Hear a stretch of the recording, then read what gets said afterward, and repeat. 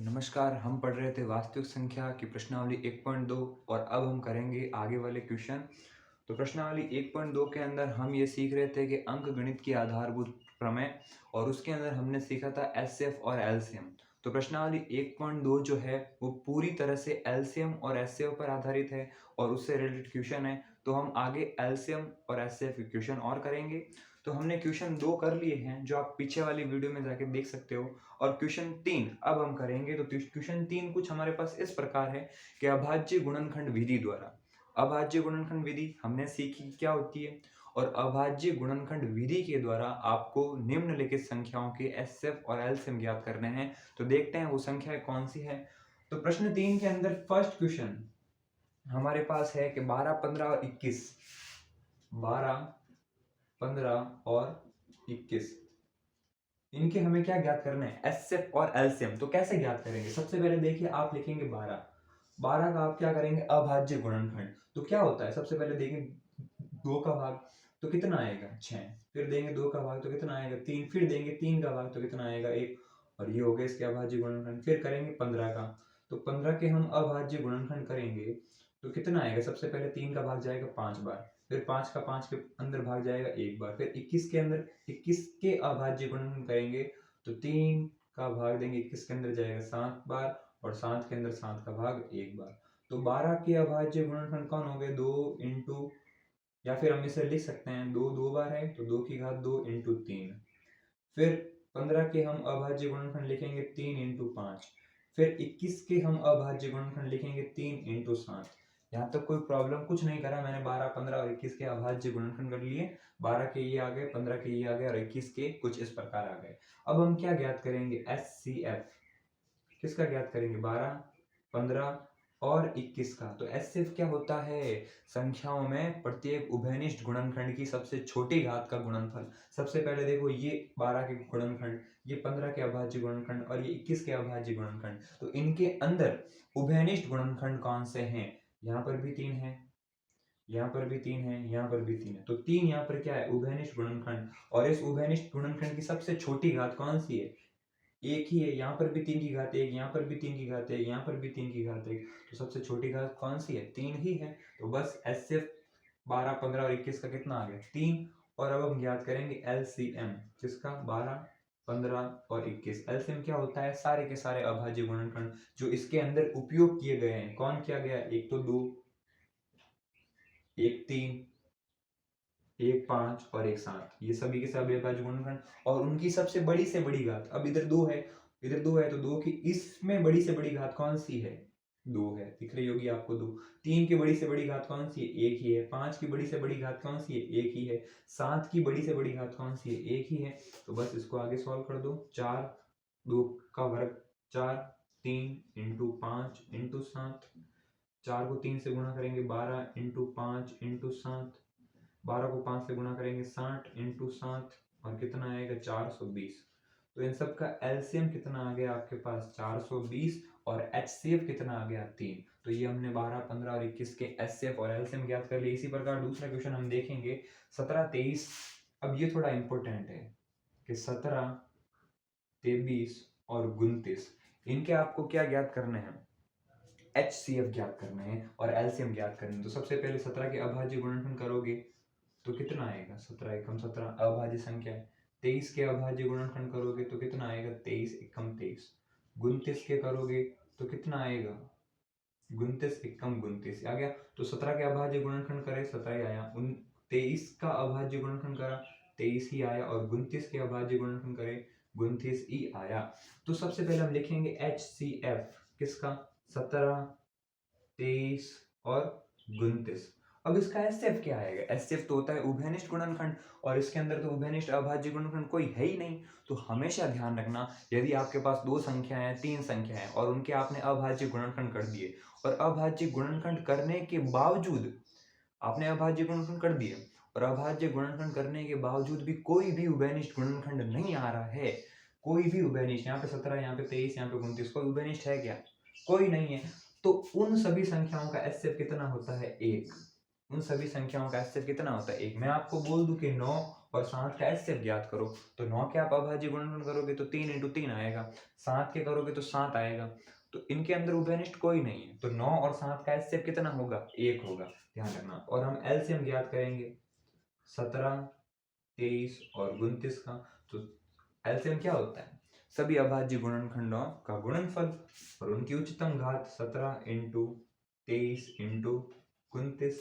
तो बस इन सबको गुणा कर दो, सबकी बड़ी से बड़ी घात ये, इधर 17 की घात 1, इधर भी 17 की घात 1, 23 की घात 1, 23 की घात 1, 29 की घात 1, 29 की घात 1 और सभी के सभी अभाज्य गुणनखंड लिख दिए। तो इन सभी को आप गुणा करोगे तो आपके पास कुछ संख्या आएगी 11,339। इन सभी को गुणा करोगे तो आपके पास संख्या आएगी 11,339। ठीक है, ये हो गया दूसरा क्वेश्चन। और इसी प्रकार लास्ट क्वेश्चन हम देखते हैं। लास्ट क्वेश्चन आपके पास है 8, 9 और 25। 8, 9 और 25 इन सभी के आपको क्या करना है?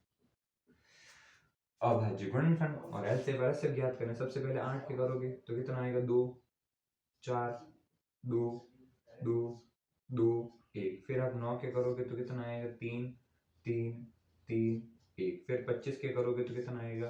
5, 5, 5, 1। अभाज्य गुणनखंड आपको सीख लेना है। 25 के अंदर 5 का भाग देंगे 5 बार, फिर इस 5 के अंदर 5 का भाग देंगे 1 बार, 9 के अंदर 3 का भाग देंगे 3 बार, 3 के अंदर 3 का भाग देंगे 1 बार। 8 2 से विभाजित है कितनी बार? 4 बार। 4 2 से विभाजित है कितनी बार? 2 बार। 2 से विभाजित है कितनी बार? 1 बार। 8 के गुणनखंड अभाज्य कितने आ गए? 2 की घात 3। सीधा लिख रहा हूँ 2 की घात 3। 8 के अभाज्य गुणनखंड कितने आ गए? 2 की घात 3। 9 के अभाज्य गुणनखंड कितने आ गए? 3 की घात 2। और 25 के अभाज्य गुणनखंड कितने आ गए? 5 की घात 2।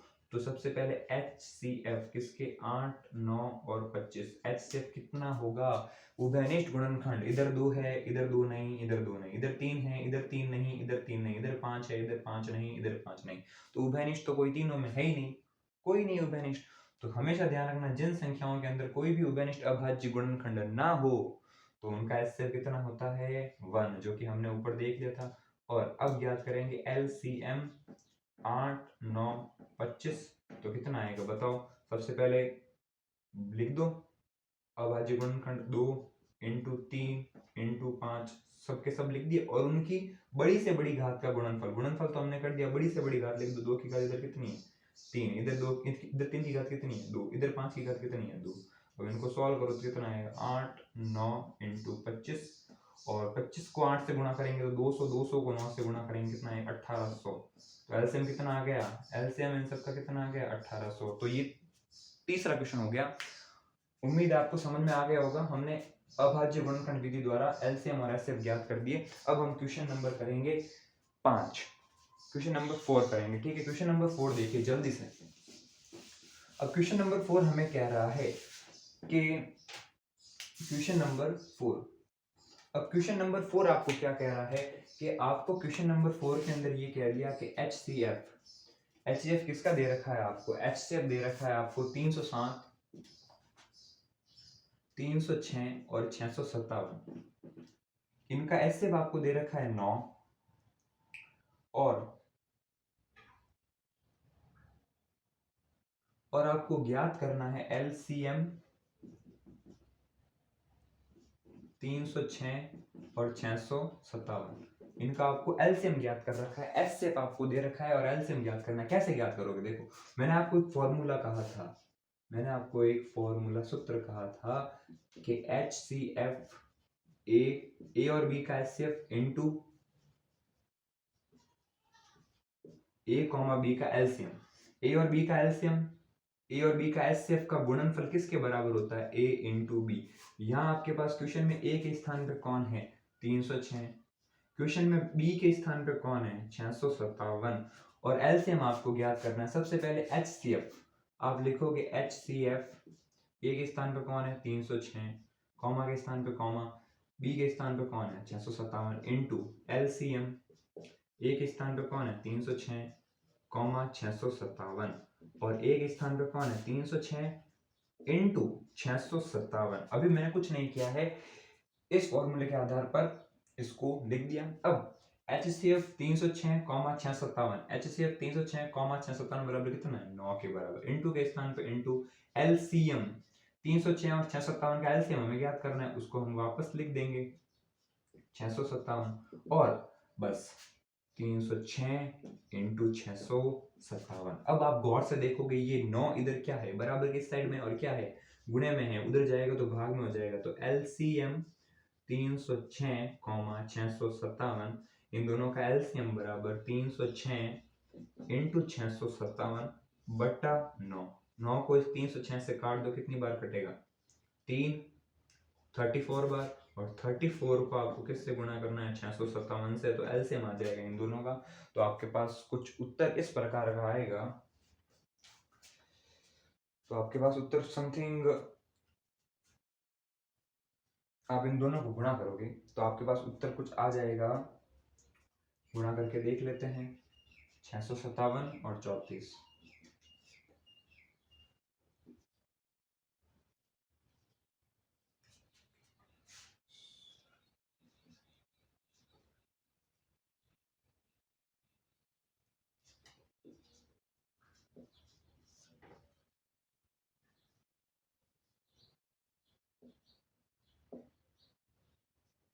तो आपके पास उत्तर एलसीएम ज्ञात करना है, तो आपके पास आ जाएगा 22,338 और यही है सही उत्तर। और इसी प्रकार हमारे 5वां क्वेश्चन भी हो गया। हमने कुछ नहीं करा, हमें एलसीएम ज्ञात करना था। फॉर्मूला हमारे पास है, फॉर्मूला क्या है, ए और बी का एचसीएफ और ए और बी का एलसीएम का गुणनफल ए और बी के गुणनफल के बराबर होता है। ए और बी क्वेश्चन के अंदर कौन है, 306 और 657, 306 इंटू 657 लिख दिया, 306 657। एलसीएम हमें ज्ञात करना है, एचसीएफ हमें दिया हुआ है कितना है 9, एलसीएम हमें ज्ञात करना है, ये इधर गुणे में उधर गया तो भाग में, और बस आगे हमने सॉल्व कर दिया, उत्तर हमारे पास आ गया। ये हो गया क्वेश्चन नंबर 4। अब हम क्वेश्चन नंबर करेंगे 5 कि क्वेश्चन नंबर 5 आपके पास क्या है। अब क्वेश्चन नंबर 5 क्वेश्चन के अंदर हमें क्या रखा है कि जांच कीजिए कि क्या किसी प्राकृत संख्या n के लिए, जांच कीजिए कि क्या किसी प्राकृत संख्या n के लिए संख्या 6n अंक 0 पर समाप्त होगी, संख्या 6n अंक 0 पर समाप्त होगी या फिर नहीं होगी, हमें जांच करना है। कोई प्राकृत संख्या n है, क्वेश्चन के अंदर क्या रखा है, n बराबर आपके पास क्या है, प्राकृत संख्या। तो प्राकृत संख्या n का मान जो है वो 1 2 3 डैश डैश डैश अनंत के बीच में होगा या फिर 1 से लगाकर अनंत तक होगा n का मान। और 6n ये आपके पास क्या है, संख्या, ये आपके पास क्या है, संख्या, जो कि कहां समाप्त होगी, 6n जो है जो 0 पर समाप्त होगी। कैसे, कि मतलब 6n का जो मान है वो 0 पर समाप्त होगा। जैसे कि मैं बोल दूं 10,000 होता है, 10,000 कहां पर समाप्त हो रही है, 0 पर। मैं बोल दूं 2,000, 2,000 कहां पर समाप्त हो रही है, 0 पर ही हो रही है। जैसे कि मैं बोल दूं 65,670, तो ये समाप्त कहां पर हो रही है, 0 पर हो रही है। तो उसी प्रकार ये संख्या प्राकृत संख्या n के लिए, n का मान है वो प्राकृत संख्या है और 6n वो 0 पर समाप्त होगी या फिर नहीं होगी। ठीक है, तो देखो 0 पर समाप्त होगी या नहीं। अब कैसे नहीं होगी या फिर कैसे होगी, तो देखो सबसे पहले आपके पास संख्या कौन सी है, 6n ही है। तो 6n के हम क्या करेंगे, 6n के अभाज्य गुणनखंड। अब 6n के अभाज्य गुणनखंड क्या होंगे, 6 के अभाज्य गुणनखंड कर दो, तो 6 के अभाज्य गुणनखंड 2 इंटू 3 ही होते हैं। तो 6 के स्थान पे मैं 2 इंटू 3 लिख दिया और n के स्थान पे n। यहाँ पर कोई प्रॉब्लम, अब आप n का मान कुछ भी मान लो, n का मान आप मानोगे 1, वैसे इतना करने की आवश्यकता थी भी नहीं, आप n का मान मानोगे 1, तो 6 और n क्या है, गुणे में, तो इधर मैं लिखता हूँ 6n। अब आप n का मान मानोगे 1, तो 6 इंटू 1 बराबर 6, फिर आप n का मान मानोगे 2, तो 6 इंटू 2 बराबर 12, फिर आप n का मान मानोगे 3, ये सभी n के मान, तो कितना आएगा 18। ऐसे आप n के मान मानते रहोगे तो संख्या 0 पर समाप्त हो रही है क्या, 6 0 पर समाप्त हो रही है, 6 0 पर समाप्त नहीं हो रही, 6 6 पर समाप्त हो रही है, 12 0 पर समाप्त हो रही है, 12 0 पर समाप्त नहीं हो रही, 12 कहां पर समाप्त हो रही है, 2 पर। 18 0 पर समाप्त हो रही है, 18 0 के ऊपर समाप्त नहीं हो रही, 18 कहां पर समाप्त हो रही है, 8 के ऊपर। तो हमेशा ध्यान रखना कि 6n प्राकृत संख्या n के लिए 0 पर समाप्त नहीं होगी, नहीं होगी। ये आपको ध्यान रखना है, शून्य पर समाप्त नहीं होगी। बस कहने का अर्थ यही था कि 6n कभी शून्य पर समाप्त होगी तो नहीं होगी। 6n का मान रखेंगे 1 तो 6, n का मान रखेंगे 2 तो 12, n का मान 3 रखेंगे 18, n का मान 4 रखेंगे तो 24। 24 4 पर समाप्त हो रही है पर शून्य पर नहीं हो रही है, नहीं हो रही है। हाँ, इसके स्थान पे अगर 10n होता, कितना होता 10n, तो 10n जो है वो सदैव शून्य पर समाप्त हो रही है। आप n का मान कुछ भी रख लो, 1 रखोगे तो 10 और n क्या है गुणे के अंदर, तो 10 इंटू 1 10, 10 10 कहां पर समाप्त हो रही है शून्य पर।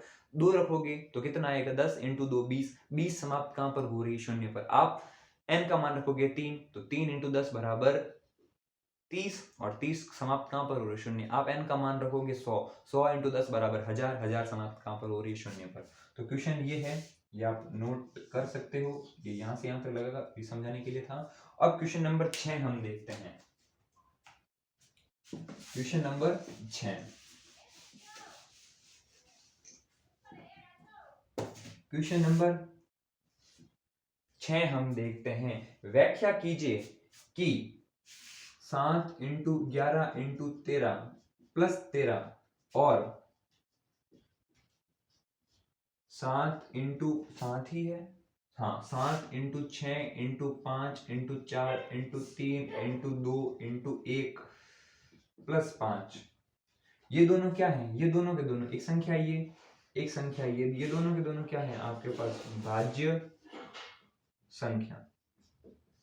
अब हमें सिद्ध करना है कि भाज्य संख्या कैसे है। भाज्य संख्या कौन सी होती है, ऐसी संख्या जिसके अंदर एक और स्वयं के अलावा अन्य किसी का भाग जाए। जैसे कि मैंने लिख दिया कितना 20, 20 एक भाज्य संख्या है। क्यों है, क्योंकि इसके अंदर एक एक तो एक और एक 20 के अलावा 2 का भाग जाता है, 4 का भाग जाता है, 5 का भाग जाता है।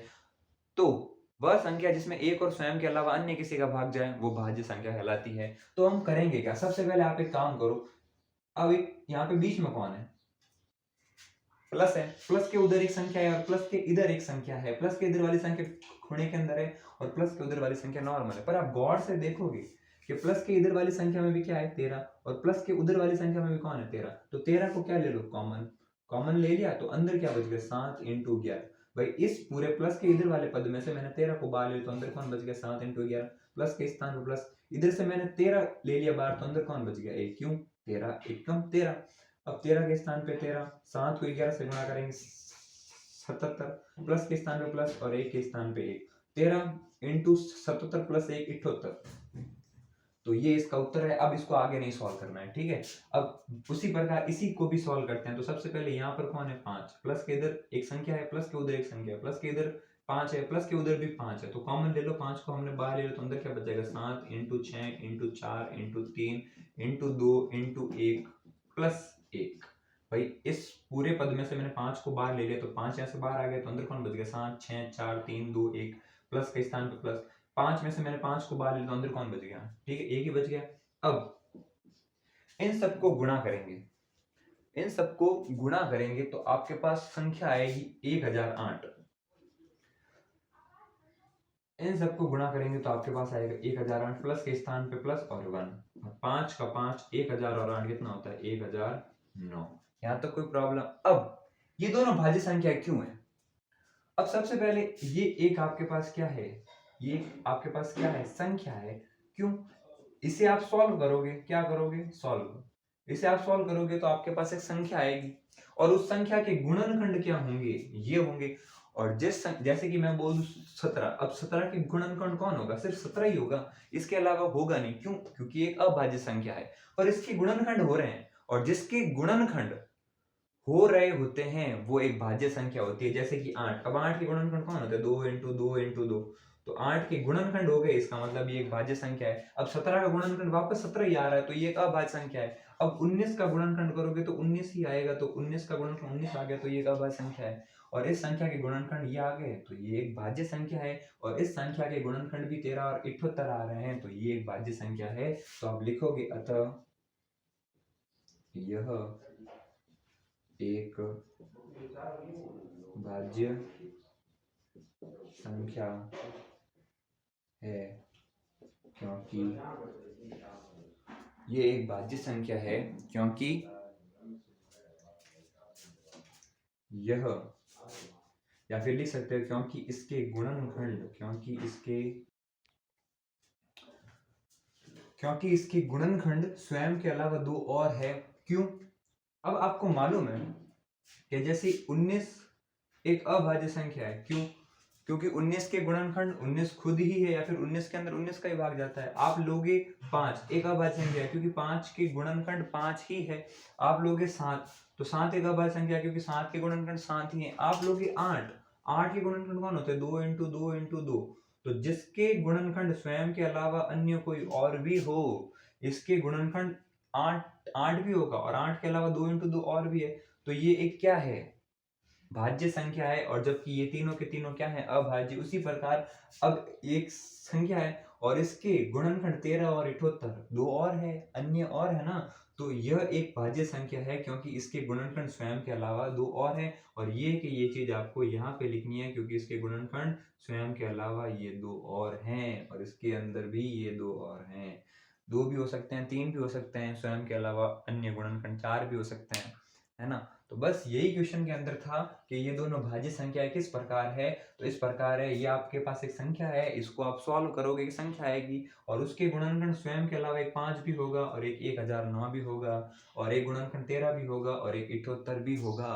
और जिस संख्या के भाज्य संख्या की 2-3 परिभाषाएं एक ही नहीं है, पर उनका अर्थ एक ही है। एक तो ये होता है ऐसी संख्या जिसके अंदर स्वयं और अन्य मतलब एक और स्वयं के अलावा अन्य किसी का भाग ना जाए, वो अभाज्य होती है। और वह संख्या जिसके अंदर एक और स्वयं के अलावा अन्य और किसी का भाग जाए, वो भाज्य संख्या कहलाती है। उसके साथ एक और है, भाज्य संख्या वो होती है जिसके गुणनखंड स्वयं के अतिरिक्त कोई और हो। स्वयं के अतिरिक्त, जैसे 19 का अभाज्य गुण, 19 के गुणनखंड सिर्फ 19 ही है, इसके अलावा इसके कोई और गुणनखंड है तो नहीं है, तो ये एक अभाज्य है। 5 के गुणनखंड सिर्फ 5 ही है, इसके अलावा इसके और कोई गुणनखंड है नहीं है, तो 5 अभाज्य है। मैं बोल दूं 23, अब 23 के गुणनखंड कौन है? 23 ही है, इसके अतिरिक्त कोई और है तो ये अभाज्य है। मैं बोल दूं 21, तो 21 के गुणनखंड कौन होंगे? 21 तो होगा ही होगा, उसके अतिरिक्त 3 और 7 और हो गए, 3 इंटू 7 और होंगे, तो 21 के अतिरिक्त और कौन हो गए? 3 और 7 हो गए, तो इसका मतलब ये एक भाज्य संख्या है। उसी प्रकार इस संख्या के गुणनखंड 13 और 78 है, तो यह एक भाज्य संख्या है क्योंकि इसके गुणनखंड स्वयं के अलावा अन्य भी है। और आखिरी क्वेश्चन, क्वेश्चन नंबर 7 हम देखते हैं कि किस प्रकार होगा क्वेश्चन नंबर 7। तो देखो,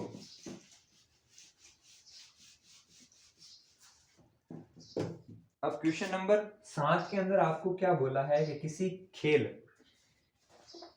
खेल के मैदान के चारों ओर एक वर्ताकार पथ है, एक गोलाकार क्या है? पथ, एक वर्ताकार पथ है, आप खेलते ही हो। और इस मैदान का एक चक्कर लगाने में सोनिया को 18 मिनट लगते हैं, सोनिया को 18 मिनट लगते हैं, जबकि इसी मैदान का एक चक्कर लगाने में रवि को 12 मिनट लगते हैं। तो मान लीजिए वे दोनों एक ही स्थान पर और एक ही समय पर चलना प्रारंभ करते हैं। भाई, सोनिया को उस मैदान, वर्ताकार मैदान के चक्कर लगाने में 18 मिनट लगते हैं, और रवि को उसी मैदान के चक्कर लगाने में 12 मिनट लगते हैं। और दोनों करते क्या है? एक ही टाइम पर, एक ही स्थान से और एक ही डायरेक्शन में, एक ही दिशा के अंदर चलना प्रारंभ करते हैं। ठीक है, तो वर्ताकार चक्कर में चक्कर लगाएंगे। तो क्वेश्चन के अंदर पूछा है हमने हमें कि कितने समय बाद वे पुनः प्रारंभिक स्थान पर पहुंचेंगे, मतलब कितना समय लगेगा ये वापस वो पहले वाले स्थान पर पहुंच जाएंगे। तो सबसे पहले देखो कैसे करोगे। सोनिया, एक पर्सन कौन है? सोनिया। सोनिया को वर्ताकार पथ का चक्कर लगाने में लगा समय। भाई, सोनिया को कितना टाइम लगता है? सोनिया को वर्ताकार पथ का चक्कर लगाने में लगा समय कितना? 18 मिनट। और रवि को कितना लगता है?